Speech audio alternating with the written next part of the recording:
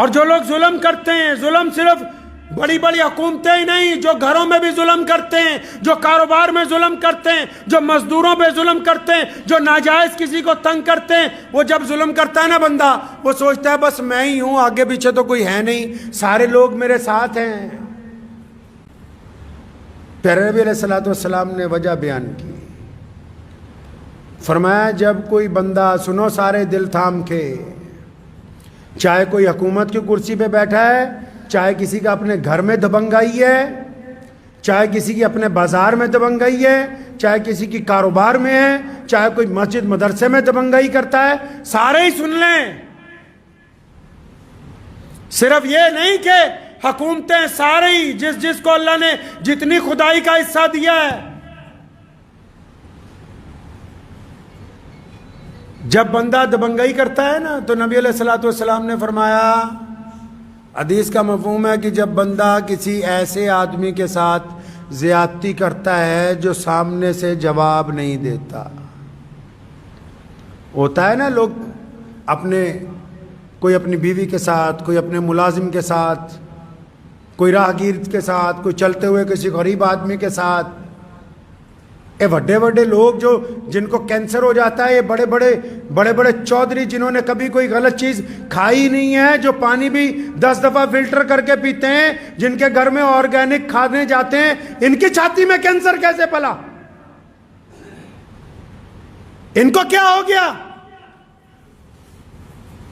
جو کہتے ہیں کہ ہم تو کبھی کوئی ناجائز چیز، کبھی ہاتھ دھوئے بغیر کسی کو کچھ لگایا نہیں، کیا ہوا ان کو؟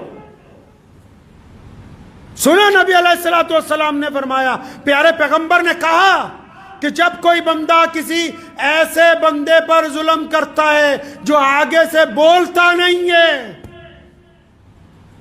جب کوئی بندہ کسی ایسے پر تشدد کرتا ہے جو آگے سے چپ ہو جاتا ہے، خاموش ہو جاتا ہے، آگے سے کوئی بولتا ہی نہیں، چاہے وہ بیوی ہو، چاہے وہ پڑوسی ہو، چاہے وہ دیندار لوگ ہوں، چاہے وہ بددین لوگ ہوں، چاہے وہ مسلمان ہو، چاہے وہ غیر مسلم ہو، جو بھی آدمی اپنی طاقت کا غلط استعمال کرتا ہے، اور جب وہ کسی پہ استعمال کرتا ہے نا، تو جس پہ طاقت استعمال کرتا ہے، طاقت دو طرح کی استعمال ہوتی ہے۔ جب طاقت استعمال کرتا ہے نا تو سامنے والا چلاتا ہے، گالی دیتا ہے، بدتمیزی کرتا ہے، لیکن یہ جو حدیث ہے، جب بندہ طاقت استعمال کرتا ہے نا تو سامنے والا جب چپ ہو جائے، ڈر جائے، سہم جائے، خاموش ہو جائے، تو پھر فرشتے اللہ کے پاس جاتے ہیں کہ اللہ وہ تیرا فلاں بندہ، یہ جو گنڈا بنا ہوا ہے، تیرا فلاں بندی وہ جو ظلم کر رہی ہے، یا اللہ جس پر تشدد ہوا وہ سامنے والا چپ ہو گیا ہے، بولتا نہیں ہے، ڈر گیا ہے۔ اس لیے ڈر گیا ہے، وہ سمجھتا ہے کہ بولوں گا تو تھپڑ نہ مار دے، بولوں گا تو قتل نہ کر دے، بولوں گا تو مجھے تشدد کا نشانہ نہ بنائے، بولوں گا تو میری بے عزتی نہ کرے۔ جب گنڈا بندہ دبنگائی کرتا ہے نا کسی ایسے بندے پر جو اتنا مظلوم ہوتا ہے، اتنا وقت کا مارا ہوا ہوتا ہے نا، چپ ہی ہو جاتا ہے، بالکل خاموش ہو جاتا ہے نا، فرشتے حق تعالیٰ کو کہتے ہیں کہ الہی، اے رب العالمین، تیرا فلاں بندہ تو بالکل چپ ہو گیا، بالکل خاموش ہو گیا، ڈر گیا۔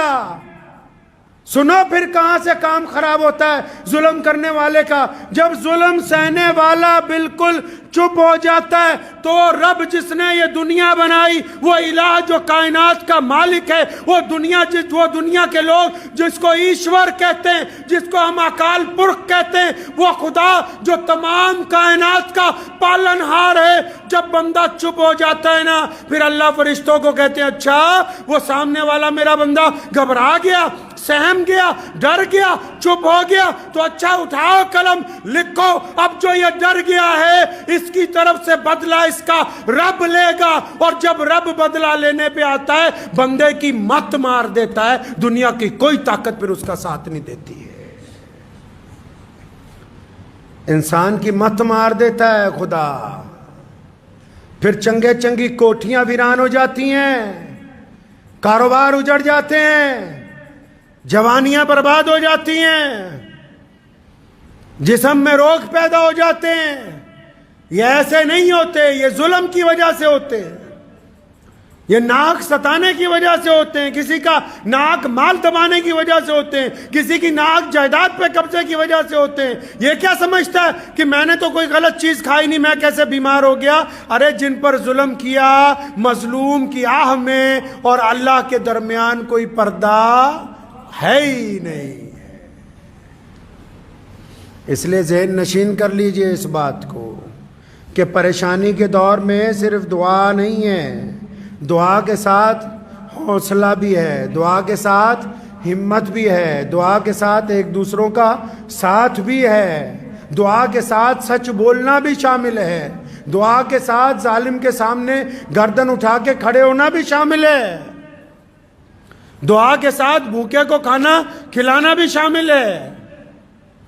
عبادات اس وقت تک کامل نہیں ہو سکتی جب تک عملی طور پر بندہ محمد رسول اللہ صلی اللہ علیہ وسلم کے احکامات کی تکمیل نہ کر دے، اس وقت تک عبادات قبول نہیں ہو سکتی۔